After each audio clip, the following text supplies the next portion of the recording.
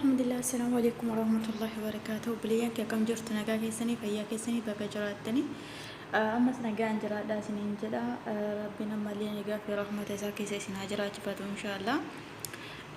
Har'a beliyan kiyya lammiin keenya tokko jalisee waanuma argee waliin dhaya waanuma hin beekne tokko waliin dhaya jechuudha. Beekes yoo waliin dhaya rakkoo hin qabu. Waanuma hin beekne tokko waliin dhawutti jira jechuudha. Akkasumas immoo yoo amantii keenya hedduu arrabsu jira jechuudha.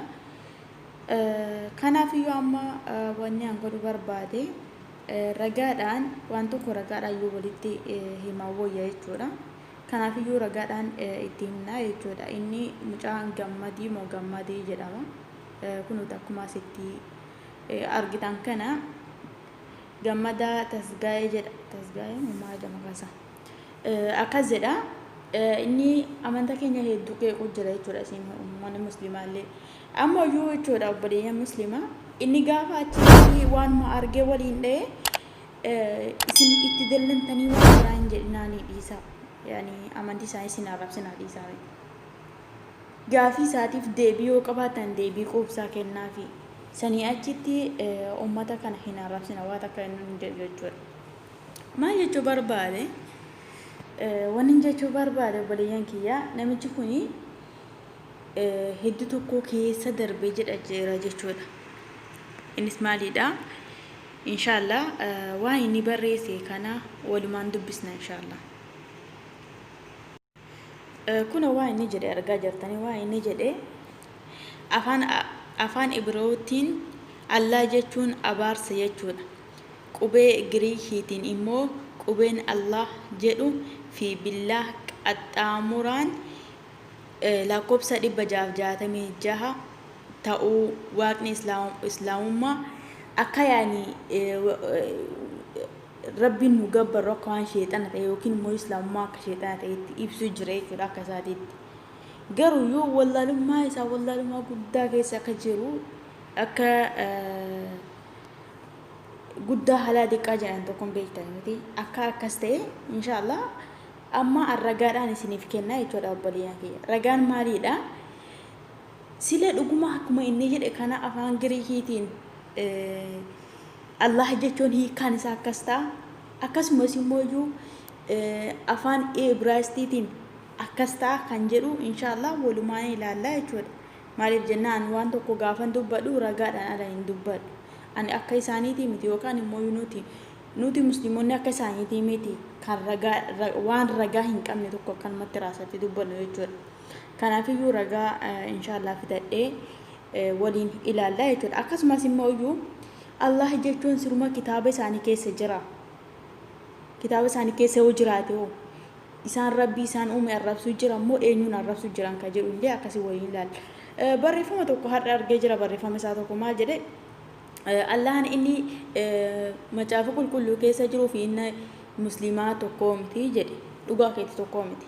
Maaliif jennaan inni Allahan keessan yookiin immoo waaqayyoon isin gabbartanii tokkoffaa isa rafuudha. Hatta waaqayyoon abbaatu isa rafuudha yoo namni waameyyuu hin dhaga'u. Kana immoo anaa miti kan jedhe kitaaba keetu jedhe. Ammas immoo waaqayyoon kee isa dadhabuudha. Seera uumamaa keessa dhaqee dubbisi. Gaafa waan hunda uumeeti xumuree dadhabeeti hafuura fudhate jechuudha hin dadhabe. Rabbiin keenya garuu iyyuu kan dadhabuu miti. Garaagarummaan isaanii kana. Rabbiin keenya akka namaatii miti akka ilmaa namaatii miti. Garaagarummaan rabbiin nuti gabbaruu fi rabbiin isin gabbartanii yookaan immoo waaqayyoon isin gabbartanii kana qofaa miti kan kana caaleedha. Ragaa baay'ee siif fiduu hin danda'a bakka kanatti jechuudha. Ani garuu as keessa hin jiru. Inshaallah ragaa waa'ee qubee Ibraayistiitii fi Giriikii maalii jedheenii sanii walumaan ilaallaa jechuudha inshaallah. Amma akkuma beekamu bakka kam seennaa iddoo kana jechuudha. Iddoo kana keessa seennaa as keessa seennee itti barreessina jechuudha. Kunooti Giriikis ni qaba, Arabiffas ni qaba. Qubee akka barbaadde yaani waan asirratti barreessite siif jijjiiruu hin danda'a jechuudha. Akka luqaa saniititti siif jijjiira jechuudha. Amma biroota irratti deebisna. afaan ibruuti amma afaan arabiffaatiin Allah jennee barreessine afaan ibruutiin immoo yoo maaltu akka akkuma inni jedhe san akkuma inni jedhe san abaarsa moo maali jedhe isatu ba'amu akkam kan jedhe wayii ilaalla jechuudha. Akkuma argitanii afaan ibruutiin akkanatti ba'ee jira jechuudha. Afaan arabiffaatiin kunuuti anatu barreesse afaan ibruutiin yoo deebi'u akkas ta'a jechuudha. Kana asiin kooppii godhannee finnee iddoo kana jechuudha jijjiirra gaafa jijjiirree asiin ibruudha asitti jijjiirree amma asiin amaariffarratti jijjiirra jechuudha akka sagaleen jiraannetti hin dheerannetti asiin ibruudhaan kunoo asitti ani barreessee jira gaafa barreesse mooyyuu Allahan afaan ibruu ani hin beeku qubeen akka afaan qubee amaariffaa jira jechuudha. Kunoo asitti kana laalaati asitti mooyyuu kan gaafa hiikamu qubeen kunniin yookiin immoo wanti afaan ibruutiin barreeffame kuni afaan amaariffaatti gaafa hiikamu waan inni jedhu ufumaan laala jechuudha. Allah jedha malee akka inni jedhe san abaarsa hin ta'u jechuudha. Kanillee kijiba keetii qabadhu jennaan. Amma gara qubee Giriikiitti dhanna jechuudha. Ammallee arabiffaan irratti deebifannee asiin immoo Giriikii irratti deebifnee qubee Allah kan jedhu barreessina jechuudha. Allah kan jedhu arabiffaan barreessine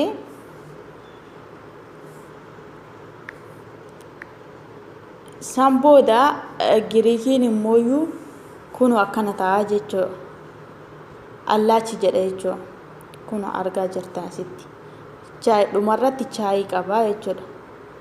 Kanallee asumaan kooppii godhannee akkuma dura goone sanitti kana asiin iddoo kana jechuudha. Iddoo qaxxaamuraa kan jirtu kana as tuqxani. Iddoo kana tuqxanii akkasitti jijjiirtan jechuudha. Gaafa jijjiirtanii isa kooppii godhatte asirratti asirra keewwattanii jechuudha. Asirra gaafa keewwattanii naawusame. Asirra keewwannee jirra. Gaafa arabiffaa deebi'u Allah isuma an barreesse san ta'a jechuudha. Mush akka inni jedhe san hin ta'u jechuudha. Asii amaariffatti gaafa amaariffatti jijjiirrellee akkuma qubee isa ibruuti jirutti akkasumatti deebi'ee jechuudha. Meetire wanni ati dubbattu kun hundi meetire yaa nama maaliif akkana taatu qoy maaliif kijibdu? Kijibni kun hundi maaliif ta'e? Hedduu nama ajaa'ibdan dhugaa Rabbi guddate. Mee of madaalaa nu maaliidha ofiin jedha of madaalaa malee amantii namaa waan hin beekne tokko waliin hin dhayina. Amma osoo si gaafatanii qubee takka qubee ibruu maal akka ta'e hin beektu akkanumatti dubbatta malee lammifiyya. Kanaafiyyuu dura amantii keetiyyuu seeraan barii jennaan jechuudha. Ayyee kana eega jennee boodatti amma gara kitaaba isaanii kan arabiffaa bira yaadna inshaallah. Kitaabni isaanii kan arabiffaa kan Allah amma fakkeenyaaf afaan amaariffaatiin waaqayyo jarri jedhu waaqayyoon jedhan jarri waaqayyoon jedhan amaariffaan waaqayyoon jedhan egzaabeer maalii jedhan egzaabeer jedhan afaan arabaatiin immoo yoo araboonni Allah jedhu. Kanaaf immoo kanaafillee ragaa guddaan qabaa jechuudha. Ragaan kiyyallee kitaabuma isaanii nan qabaa isinitti mul'isa.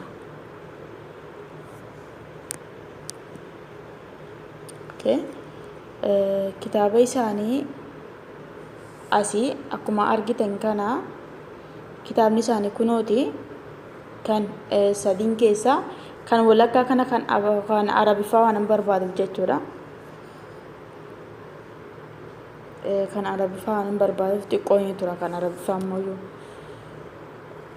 amma banamee jira.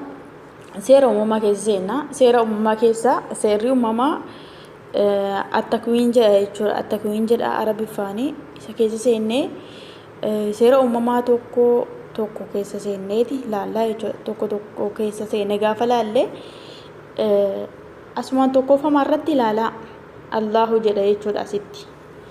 Amalee lammaffaa irratti gaafa laaltan asitti Allahi jedha jechuudha. bakka hundattuu gaafa laaltan Allah Allah jedha jechuudha. Dhiifama. Kanaafiyyuu gaafa waa dubbattu lammi kiyya dura of madaalii kitaabni kiyya maal jedha jedhii of madaalii ilaali jechuudha. Maal jedha asitti kan arabiffaa irratti jechuudha.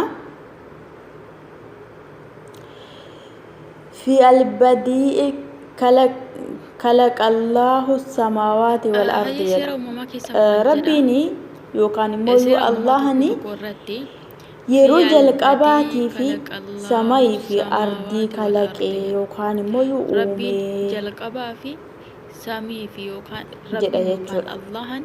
Kana jechuun jalqabaa fi samii fi ardii akka ati jettutti eegaa Allahan akka ati jettutti sheexana ta'e keessan sheexana guddaa akka ta'e ufumaati ilaali jechuudha. Ufuma sammuu keessatti madaali ilaalladhu.